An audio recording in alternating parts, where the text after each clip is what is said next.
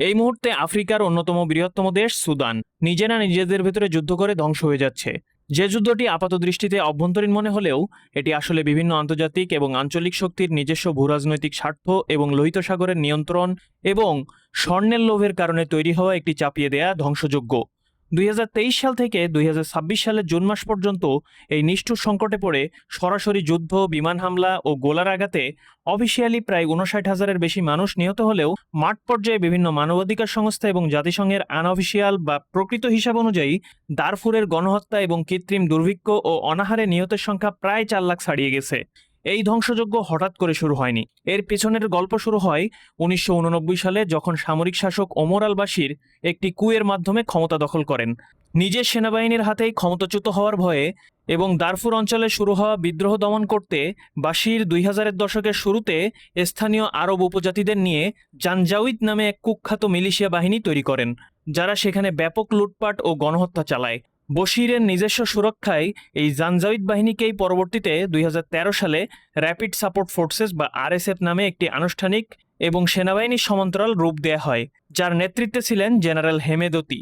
এরপর 2019 সালে যখন বাশিরের বিরুদ্ধে দেশজুড়ে বিশাল গণবিক্ষোভ শুরু হয়, তখন হেমেদতি এবং নিয়মিত সেনাবাহিনীর প্রধান জেনারেল বুরহান নিজেদের স্বার্থে একত্রিত হয়ে তাদের বস বাশিরকেই ক্ষমতাচ্যুত করেন এবং বেসামরিক সরকারের সাথে ক্ষমতা ভাগাভাগি করতে বাধ্য হন। কিন্তু দেশের 80% অর্থনীতির নিয়ন্ত্রণ এবং ক্ষমতা ছাড়তে না চাওয়ায় 2021 সালে এই দুই জেনারেল মিলে আবার একটি সামরিক কূ ঘটিয়ে বেসামরিক সরকারকে পুরোপুরি হটিয়ে দেন।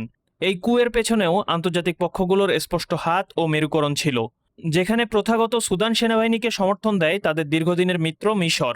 অপরদিকে আরএসএফ এর পেছনের হাত ছিল সংযুক্ত আরব আমিরাতের, যার ফলে আন্তর্জাতিক চাপ সত্ত্বেও এই দুই জেনারেল পার পেয়ে যান। এরপর শুরু হয় মূল দ্বন্দ্ব, দেশের চূড়ান্ত নিয়ন্ত্রণ কার হাতে থাকবে এবং আরএসএফকে নিয়মিত সেনাবাহিনীর অধীনে একীভূত করা হবে কিনা, এই নিয়ে দ্বন্দ্ব শুরু হয়। এই ক্ষমতার দ্বন্দ্ব থেকেই 2023 সালের এপ্রিলে দুই বাহিনী একে অপরের বিরুদ্ধে সর্বাত্মক যুদ্ধে জড়িয়ে পড়ে এবং যুদ্ধের প্রথম কয়েক মাসের মধ্যেই আরএসএফ তাদের উচ্চ গতিশীল গেরিলা কায়দায় পুরো রাজধানী খার্তুমের নিয়ন্ত্রণ নিয়ে নেয় এবং সম্পূর্ণভাবে দখল করে। আরএসএফ মূলত আরব আমিরাত ব্যাকড এবং তাদের মূল লক্ষ্য হচ্ছে এই এলাকার সোনার কর্তৃত্ব নেয়া এবং সোনা চোরাচালানে আরব আমিরাতকে সহায়তা করা, এবং তাদের পিছনের মূল হাত রয়েছে ইসরায়েলের। এবং এই আরএসএফই সুদানের ভেতরে নির্মম গণহত্যা চালিয়ে যাচ্ছে গত 3 বছর ধরে। তো যখন আরএসএফ খার্তুমের নিয়ন্ত্রণ পুরোপুরিভাবে নিয়ে নেয়, যার ফলে সেনাবাহিনী বা সুদানিজ সেনাবাহিনী তারা তাদের মূল ঘাঁটিগুলো ছেড়ে দেশের পূর্বে পোর্ট সুদানে পিছু হটতে বাধ্য হয়।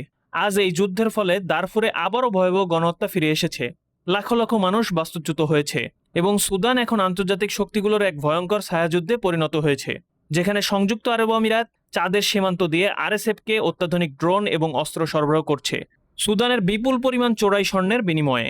আর অন্যদিকে সেনাবাহিনী টিকে থাকার লড়াইয়ে ইরান থেকে আনা মোজাহের 6 ড্রোন এবং তুরস্কের বাইরাক্তার TB2 ড্রোন এবং সৌদি আরব ও মিশরের কৌশলগত সামরিক ও কূটনৈতিক সহায়তার উপর নির্ভর করছে।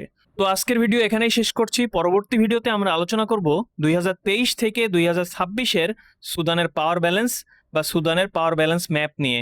তো এই ধরনের জিওপলিটিক্স ও ডিফেন্স রিলেটেড ভিডিও পেতে আমাদের সাথেই থাকুন। ডিফেন্স ডাইনামিক্স সত্য প্রচারে কুণ্ঠিত বোধ করে না। আসসালামু আলাইকুম ওয়া রাহমাতুল্লাহি ওয়া বারাকাতুহু।